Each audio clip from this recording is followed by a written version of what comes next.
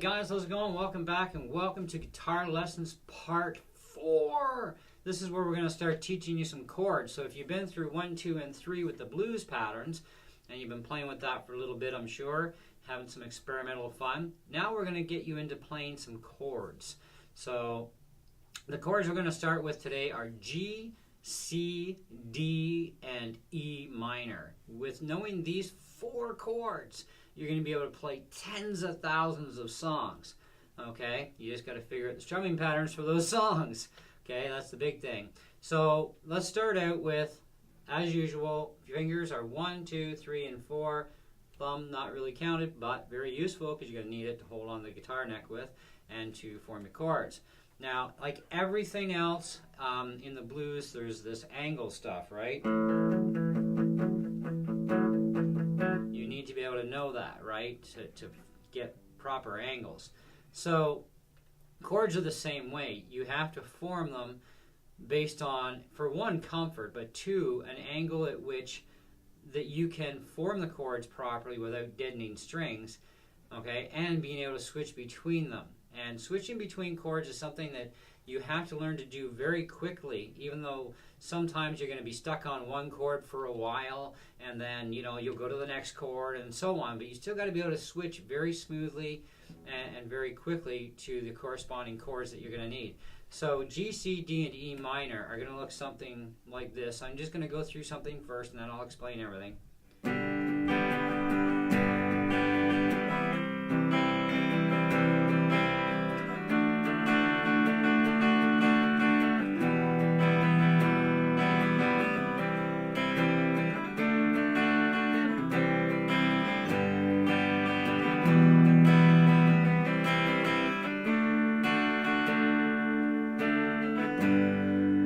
So there's your G here, C, D, E minor. So how these chords function together and what fingers they use, you're going to take your second finger and you're going to put it on the A string on the 2nd fret, okay? You're going to take your third finger onto the 6th string or E string, okay, your low E, onto the 3rd fret. You're going to drop your pinky down on the very bottom E string on the 3rd fret as well. Okay, and you're going to have some sort of a position in your hand like this. Okay? And you got to work out that angle so that you don't deaden strings.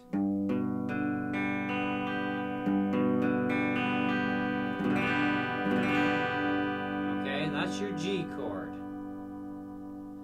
Now your C, you take your 3rd finger to the 5th string, okay, on the 3rd fret.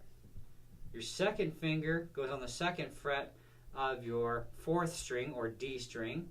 Your 1st finger drops down onto the B string on the 1st fret, okay, which is also your 2nd string, okay? And you're going to strum 5 strings for this. Your G chord uses all 6, okay? So 5 here. That's how you do your C. Now your D chord, take your middle finger, no, I'm not flipping you the bird, okay? You're going to put that on the 1st string, okay, down at the very bottom on the 2nd fret. Take your 3rd finger, put it on the 3rd fret of the 2nd string. Take your 1st finger, put it on the 2nd fret of the 3rd string. That is your D chord. Now, the D chord is played 2 different ways. In regular written musical language, it's only 3 strings. Okay? But you can add in the D string above, okay? Because it is a D open and it rounds out the chord and makes it sound so much nicer.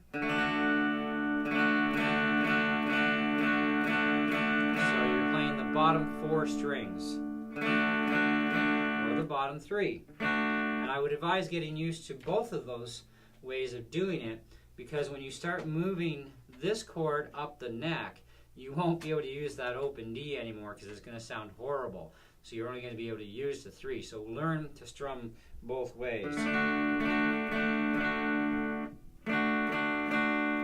Now your E minor chord is going to look something like this.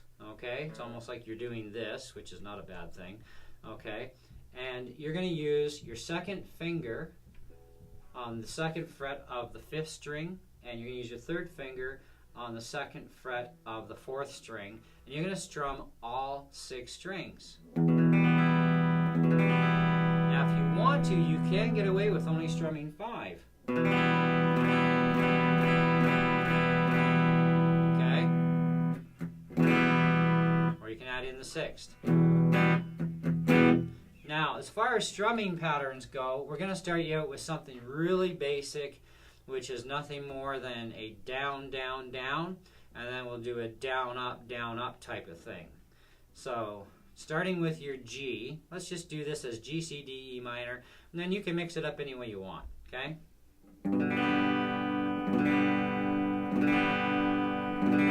There's 4 beats, and you want to switch.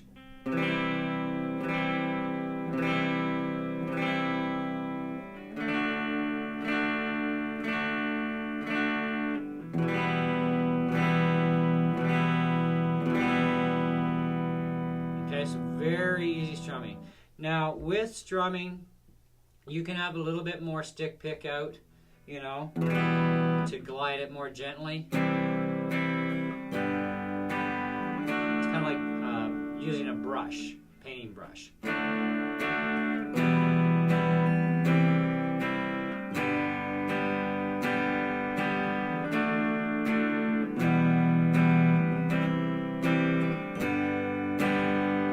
Now for that up and down thing, this is kind of like a down, up, but you're not using a whole lot of your arm right now.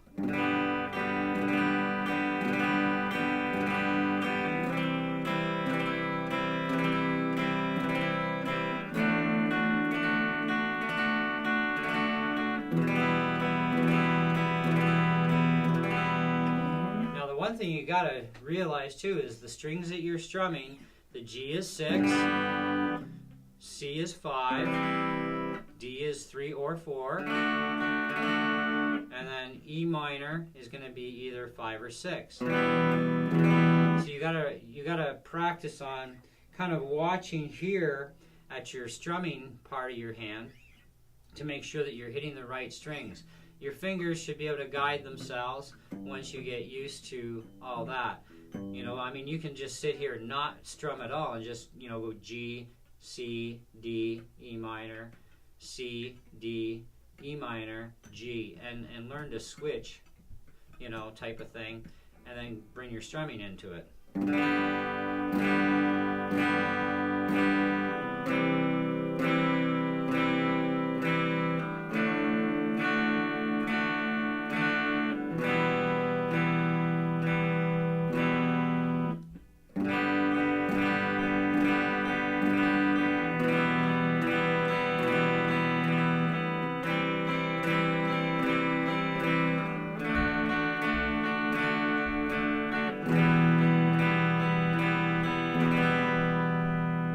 Just be gentle and be nice to the guitar right now, okay? And just get the accuracy and the flow going, you know, and you'll be fine. Now that's with having a lot of stick out. With a little bit of stick out, oops, sorry, E minor, not E.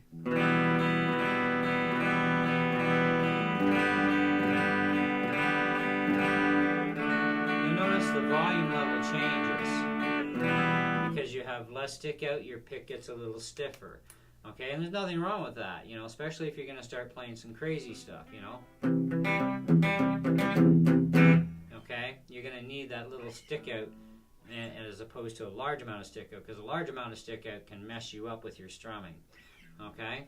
And try not to make a fist or hold your fingers in a weird way trying to do this, because that's not going to work for you. Okay, you need to be relaxed, okay? So if you look at my left hand,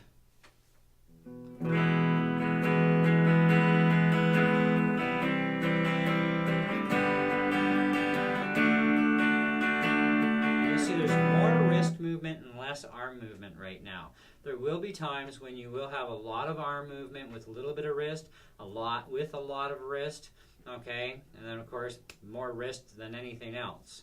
It just depends on what you're playing, chords you're playing, type of song you're playing, and so on and so on. Same as with the blues stuff. I mean, it's all in the wrist. You know, so.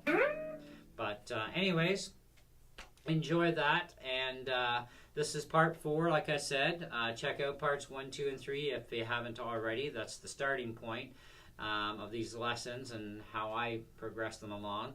And, you know, stay tuned for the following parts that will continue on.